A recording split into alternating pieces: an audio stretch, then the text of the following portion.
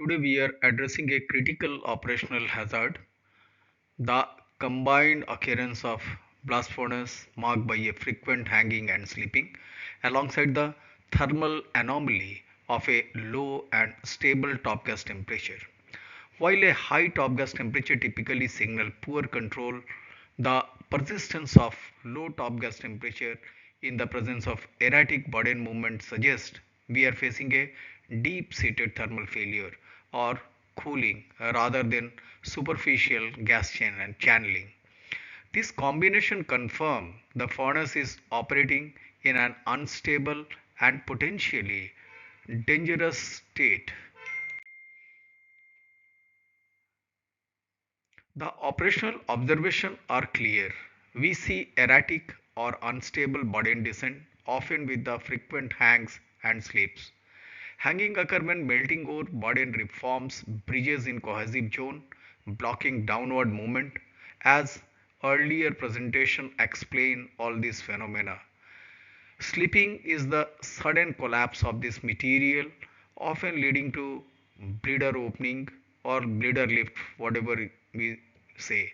The critical thermal indicator is top gas temperature. We typically expect the top gas temperature to be high or increasing. However, in this specific crisis, the top gas temperature is not increasing normally. It remains low or stable, and operators for each dump of burden they see whether uptake temperature is increasing or not, but they depress by observing that uptake temperature's rise is very sluggish. This low uptake temperature suggests the process is suffering from internal cooling. Now, the mechanism of instability originate in the cohesive zone, where softening and melting occur. Erratic descent is caused by configuration of these zones only. When sleep occur, the ordered internal layer structure of coke and ferrous burden is severely disrupted. This layer disruption causes the permeability of gas flow to deteriorate, severely impeding gas solid contact also. Operational drivers that push the system into unstable state include exceeding the maximum allowable pressure difference, that is delta P, over the burden, generally 1.6 to 2. Furthermore, the poor cast house operation resulting in high liquid level in the hearth creates greater upward buoyancy force on the submerged coke. This deteriorating the poor burden descent also.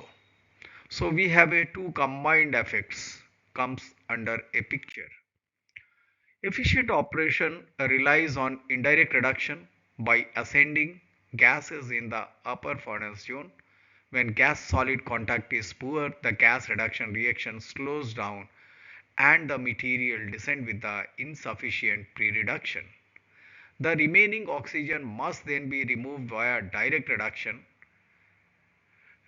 by solid carbon coke in the lower furnace. This transition is the root of the thermal crisis. Direct reduction is a strongly endothermic process that consumes solid carbon, as all of us know. This rapid consumption creates a thermal deficit and causes the furnace to chill or cold or severely cold.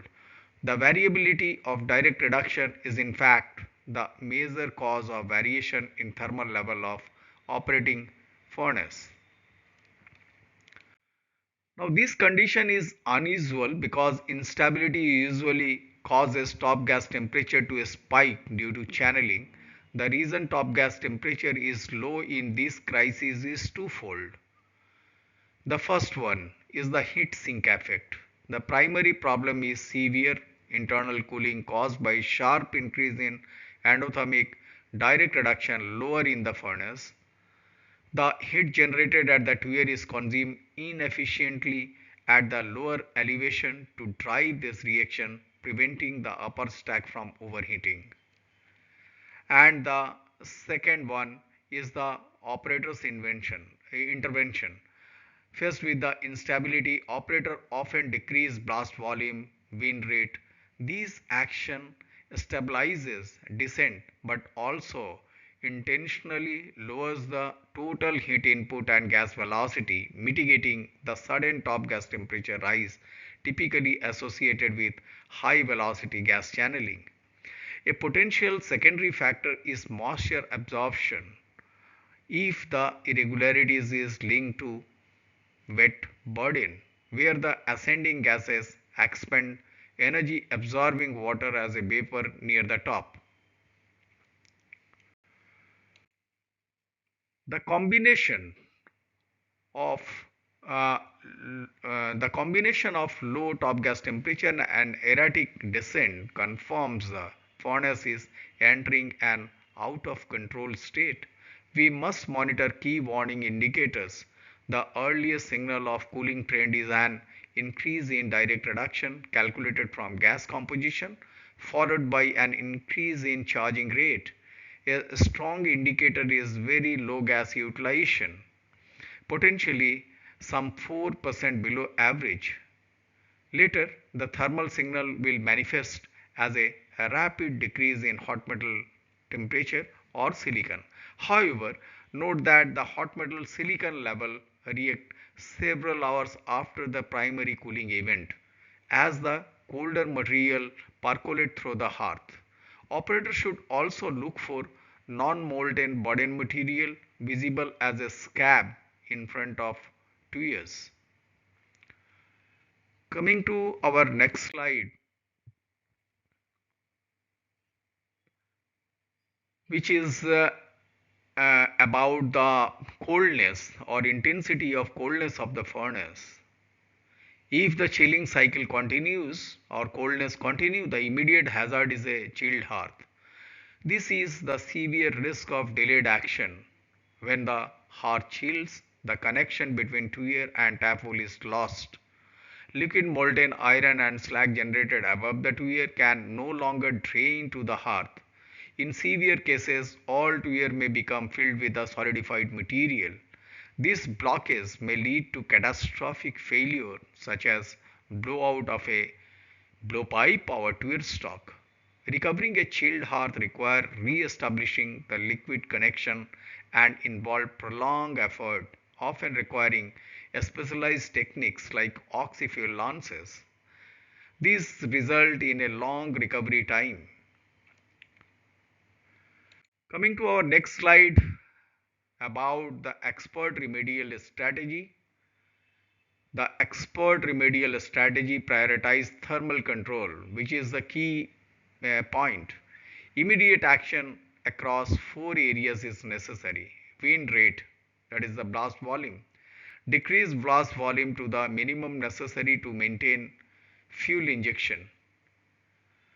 This provides more time for heat transfer to and melting of the ferrous burden. As far heat input is concerned, increase heat input by using additional pulverized coal injection.